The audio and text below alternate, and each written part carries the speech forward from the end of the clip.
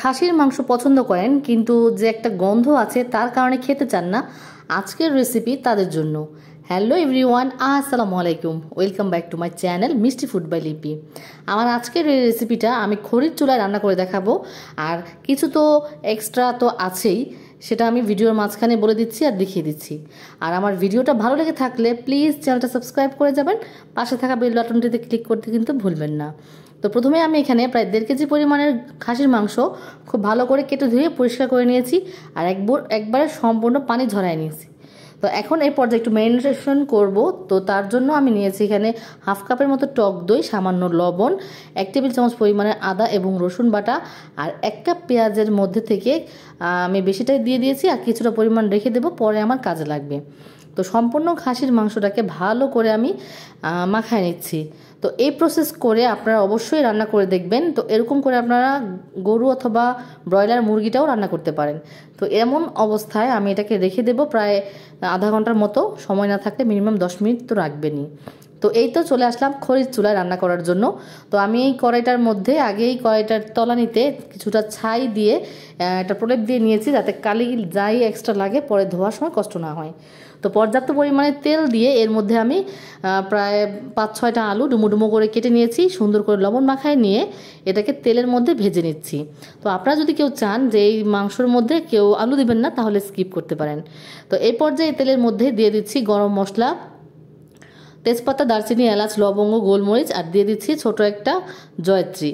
তো জয়ত্রীটাকে আমি বেটে দিচ্ছি না, এটাকে আস্তই দিচ্ছি। মশলাটা যখন একটু ভাজা হয়ে আসবে তখন এই পর্যায়ে দিচ্ছি আমি 1 কাপ পেঁয়াজ বাটা। তো পেঁয়াজ বাটাটাকে বেশ ভালো করে রান্না করতে হবে, ভালো করে ভেজে নিতে হবে। আর খড়ির চুলায় যেহেতু রান্না করছি, একটু ধোয়ার কারণে ডিস্টার্ব হতেই পারে, তো এই জন্য ক্ষমা চাচ্ছি। তো একটু তো কষ্ট হয়েছেই, টেস্ট খেতে হলে তো একটু কষ্ট করাই লাগে। তো পেঁয়াজটা যখন ভাজা হয়ে আসবে এই পর্যায়ে, তখন দিয়ে দিচ্ছি আমি এখানে 1.5 টেবিল চামচের মতো আদা এবং রসুন বাটা। তো আদা রসুন বাটাটা ভালো করে ভেজে নেব। আর খড়ির চুলায় কিন্তু সময় লাগে না মশলাগুলোকে ভাজতে, খুব দ্রুতই কিন্তু হয়ে যায়। তো আমার এটা কিন্তু সিমেন্টের চুলা, আমি এটাকে কিনে নিয়েছিলাম। তো এই পর্যায়ে দিয়ে দিচ্ছি 1 টেবিল চামচ করে হলুদের গুঁড়া, জিরার গুঁড়া, ধনিয়ার গুঁড়া আর 1.5 টেবিল চামচ লাল মরিচের গুঁড়া। তো মশলাটাকেও আবারও আমি ভালো করে ভেজে নিচ্ছি যাতে হাঁড়ির তলাতে না লেগে যায়। তো এই পর্যায়ে দিয়ে দিচ্ছি আমি হাফ কাপ চীনা বাদাম বাটা। এটাকে আমি খোসাটাকে ছাড়িয়ে গরম পানিতে ভিজিয়ে রেখেছিলাম, এরপর খোসা ছাড়িয়ে ব্লেন্ডারে ব্লেন্ড করে নিয়েছি পানি দিয়ে। তো এই বাদাম বাটাটা অবশ্যই দেওয়ার চেষ্টা করবেন। এরপরে খুব ভালো করে তেলের মধ্যে ভেজে নেবেন, যে কাঁচা বাদামের যে একটা গন্ধ আছে সেই গন্ধটা যাতে চলে যায়। এই পর্যায়ে কিন্তু খুব সুন্দর একটা স্মেল আসবে। তো যখনই এই পর্যায়ে সুন্দর একটা স্মেল আসবে এই পর্যায়ে আমি দিয়ে দিচ্ছি পানি। তো পানিটা দেওয়ার পর একবারে তেল ওঠা পর্যন্ত আমি এই মশলাটাকে কষাতে থাকবো। আর খাসির মাংস রান্না করেন, যে কোনো মাংস রান্না করেন না কেন, যদি একটু ভালো করে মশলা ভাজা ভাজা করে কষায় নেন তাহলে কিন্তু এটার টেস্ট আরও বেশি বেড়ে যায়। তো আগে থাকতে ম্যারিনেশন করে রাখা আমার যে খাসির মাংসটা ছিল সেই মাংসটা এই মশলার মধ্যে দিয়ে দিচ্ছি। এরপর খুব ভালো করে নেড়ে চেড়ে নিচ্ছি যাতে করে সম্পূর্ণ মশলাগুলো প্রত্যেকটা মাংসের গায়ে গায়ে মিশে যায়। এরপরে যে বাটিটাতে আমি ম্যারিনেশন করে রেখেছিলাম সেটা ধুয়ে সামান্য পানি দিয়ে দিচ্ছি। এরপরে এটাকে আমি ভালো করে আবার একটু নাড়াচাড়া করে দিয়ে ঢাকনা চাপা দিয়ে ঢেকে রেখে রান্না করব, যতক্ষণ না এর ভেতরে যে এক্সট্রা ময়েস্ট আছে সেটা চলে আসে, বা এর ভেতরে যে পানিটা আছে সেটা যে পর্যন্ত না উঠে আসছে আমি মাংসটাকে ভালো করে রান্না করতে থাকবো। তো এই পর্যায়ে আবার দেখতে পারতেছেন খুব সুন্দর করে কিন্তু এটাকে কষানো লাগবে, একেবারে তেল ওঠা পর্যন্ত ভাজা ভাজা করে মাংসটাকে আমি কষায় নেব।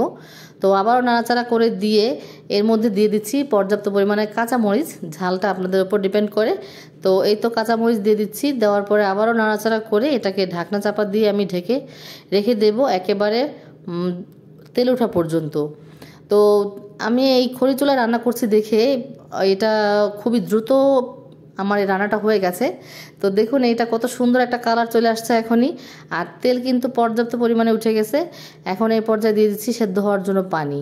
তো পানিটা আপনারা গরম পানি ব্যবহার করতে পারেন। আর মাংস রান্নার ক্ষেত্রে কিন্তু অতিরিক্ত পানি দিয়ে একবার সেদ্ধ করতে যাবেন না, তাতে করে কিন্তু আপনার ফ্লেভার নষ্ট হয়ে যাবে আর মাংসর টেস্ট লাগবে না। তো অল্প পরিমাণে পানি দিয়ে এটাকে মিডিয়াম স্পিডে বা মিডিয়াম জালে এটাকে রান্না করছি আমি। তো একেবারে গামাখা হওয়া পর্যন্ত। আপনারা যদি কেউ চান যে গামাখা করবেন না, একটু ঝোলঝোল রাখবেন, তাও রাখতে পারেন। তো এই পর্যায়ে আমি যে আলুগুলো ভেজে রেখেছিলাম সেই আলুগুলোকে দিয়ে দিচ্ছি। মাংসটা কিন্তু অলমোস্ট 70% সেদ্ধ হয়ে গেছে। আর সে ভেজে রাখা আলু দিচ্ছি। আর আলুটা ভাজার কারণ হচ্ছে এই টাইপের রান্নাগুলোর মধ্যে যদি আপনারা সেই কাঁচা আলুটাই দেন, তাহলে কিন্তু আলুর যে একটা এক্সট্রা গন্ধ আছে পুরো মাংসের মধ্যে সেই গন্ধটা চলে আসে। তো এখন একবার রান্না করব গামাখা হওয়া পর্যন্ত। তো এই তো দেখুন আমার রান্নাটা কিন্তু অলমোস্ট হয়ে গেছে, একবারে গামাখা হয়ে আসছে। তো এই পর্যায়ে আমি আবার একটু নাড়াচাড়া করে দেব। তারপরে দিয়ে দিচ্ছি কিছুটা পরিমাণে বেরেস্তা। আর এই বেরেস্তাটা দেওয়ার কারণে কিন্তু এটার ফ্লেভার আরও বেশি সুন্দর হয়।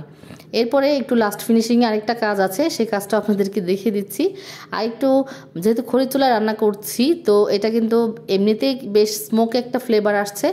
তো এই পর্যায়ে আরেকটু স্মোকি করার জন্য ছোট একটা বাটির মধ্যে যেই কয়লাগুলো এখন রান্না করলাম এতক্ষণ ভরে, সেই কয়লাগুলো কেন স্পয়েল হবে, তো সেই কয়লাগুলো দিয়ে পুরো মাংসটার মধ্যে আমি আবার একটু কাবাবি টাইপের একটা ফ্লেভার আনতে যাচ্ছি। তো সেখান থেকে কিছু টুকরা কয়লা আমি তুলে নিচ্ছি। এরপরে এখানে প্রায় 2 থেকে 3 টেবিল চামচ পরিমাণের আমি তেল ব্যবহার করছি। তো তেলটা দিলে যে স্মোকটা চলে আসবে, সেই স্মোকটা যাতে না চলে যায়, ঢাকনা চাপা দিয়ে প্রায় 5 থেকে 7 মিনিটের মতো ঢেকে রাখবো। তো এই তো চলে আসলাম আবার ঘরে। তো এখন আমি সেই স্মোকি করার জন্য যে কয়লার বাটিটা আছে সেই বাটিটা তুলে ফেলবো। আর এখন কিন্তু নাইস একটা ফ্লেভার আসছে। তো আপনারা কিন্তু বাসায় এটাকে ট্রাই করবেন, মিস করবেন না। আর যে একটা খাসির যে একটা খাসি গন্ধ, সেটা কিন্তু মোটেই আসছে না। তো এই পর্যায়ে আমার রান্নাটা কিন্তু হয়ে গেছে, এখন খাবারের পালা। তো আপনারা রুটি, পরোটা, নান, খিচুড়ি, পোলাও, বিরিয়ানি যা কিছুর সাথে এটাকে সার্ভ করতে পারেন, কোনো সমস্যা নেই। এটা কিন্তু খেতে দারুণ দুর্দান্ত হয়েছে। আর এটার ফ্লেভার তো মাশাল্লাহ কি বলবো। তো এই তো রেসিপি ভালো লেগে থাকলে প্লিজ চ্যানেলটা সাবস্ক্রাইব করে যাবেন, আমার ফেসবুক পেজটা তো একটা লাইক দিয়ে যাবেন। সবাই ভালো থাকবেন, আল্লাহ হাফেজ।